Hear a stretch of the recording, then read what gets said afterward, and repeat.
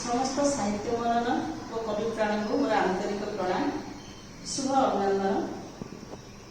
सुख दुख हसल भरा दुनिया रे मो निज अनुभव और अनुभूति को नहीं बहुत गुड़िया कविता लिखुची। से कविता मान मध्य अभ्यास करने कविताटी गोटे जहाँ आज आपण मानू अर्पण करुँच। मो कवितार शीर्षक अभ्यास करंतु।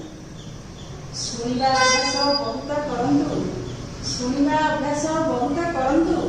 देखी कहवा लोक अछंती, चुगली करंती मिछरे मिछरे।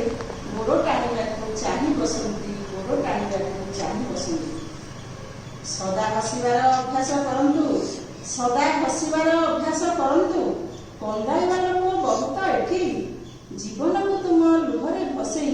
आनंद खोजती सीए सबुठी, आनंद खोजती सीए सबुठी। ऊपर उठिबा अभ्यास करंतु, ऊपर उठिबा अभ्यास करंतु। गोड़ टणा लोक कम नुहंती, गोड़ टणा लोक कम नुहंती। दुर्बलता तुम पाइबले सीए रसा तले नहीं कचाड़ी दियंती, रसा तले नहीं कचाड़ी दियंती।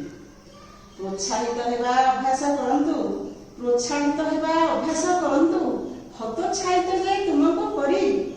अधिक अछंती हीन बुद्धि वाला, अधिक अछंती हीन बुद्धि वाला। आत्मविश्वास को दियंती मारी, आत्मविश्वास को दियंती मारी। सबुठु अधिक कठिन समस्या, सबुठु अधिक कठिन समस्या अटे जे चिन्हिबा निज निजको। सेतिकी करंतु, आगे चलंतु। सफलता मिलू सुख भोगकू, सफलता मिलू सुख भोगकू। धन्यवाद।